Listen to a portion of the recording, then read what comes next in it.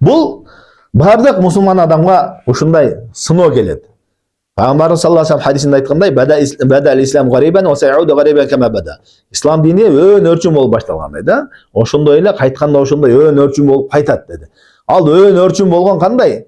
Таза исламды кармасаң, чыныгы сүннөттү кармасаң, туура акыйданы кармасаң, ошондой элдин ичинде өөн өрчүн болосуң. Бардык жагынан ушундай өөн өрчүн болосуң. Кийген кийимиңден баштап, жүргөн турганыңдан баштап, намаз окуганыңдан, ибадатыңдан бардык нерседе, тууган уруңда көп нерсеге качышпай каласың, элге көп нерсеге качышпай каласың, бидат нерселерди, арам нерселерди, жаман иштерди кылып аткан болсо, жада калса жөн гана эс алган жериңде дагы адамдардан айырмаланып каласың. Мисалы үчүн, элдин баары көлгө барып, пляжга барып эс алып аткан болсо, сен андай жерге барып эс ала албайсың. Көлгө барып, үй бүлөң менен ошондой жерге ачык-чачык арам болгон жерлерге бара албайсың. Демек, таза исламды кимде ким карманса, элдин арасында өөн өрчүн болот. Мусулманмын деп эле жалпы айтып койгондо эмес, чыныгы таза исламды карманган адамдар элдин арасында өөн өрчүн болот. Бирок пайгамбар саллаллаху алейхи ва саллям сүйүнчүлөгөн фатуба лил гураба, ошондой учурда эмне гарип болгон адамдарга, өөн өрчүн болгон адамдарга бейиш болсун деп пайгамбарыбыз дуа кылып атат. Сурады, манхумул гураба, алар кимдер, ошо өөн өрчүн болгон адамдар кимдер дегенде, аллазина юслихуна ма афсадан нас. Бир риваятта айтат, алар адамдар бузган нерселерди оңдогондор дейт. Башка бир риваятта айтат, аллазина яслихуна иза фасадан нас. Эгерде адамдар бузулган заманда өздөрүн оңдоп жүргөн адамдар деди. Ошо элдин каалоосунан, элдин жеткирген зыянынан коркуп, Аллах Тааланын азабынан коркпой, ошолорго макулдук берүүнү Аллах Таала айыптап атат бул жерде.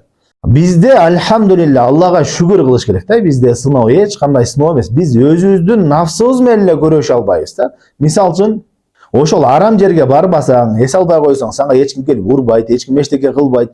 Биз өзүбүз жөн гана коркобуз. Мен ушундай деп ойлоп калабы, ушундай деп сөз айтып калабы, же болбосо кээде өзүбүздүн нафсыбызды тыя албайбыз. Ошол жерге өзүбүз нафсыбыз каалап баргыбыз келет дагы.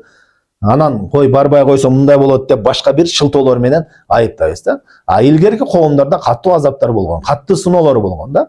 Ошондо дагы пайгамбар саллаллаху алейхи ва саллям айтат, ошо тирүүлөй ортосунан бөлүп койгон. Жана ошондой эле жанагындай темир тарактар менен терилерин шылышкан. Ошондой болсо да алар дининен кайткан эмес ал нерсеге.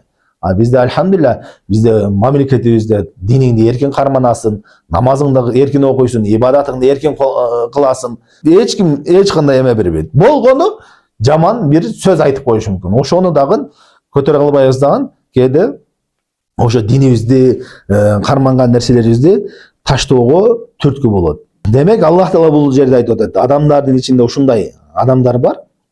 Калп эле иман келтирдик, биз ушу момундарданбыз, туура жолдо жүргөндөрдөнбүз деп айтат дагы, бирок фаиза узия филла, Аллах жолунда жүрөм деп айтып алып, ошо Аллах жолунда жүргөн үчүн кичине бир зыян келген болсо, ошол зыянды Аллахтын азабындай тең деп көрүп алат дагы, анын жолун таштап коет дейт.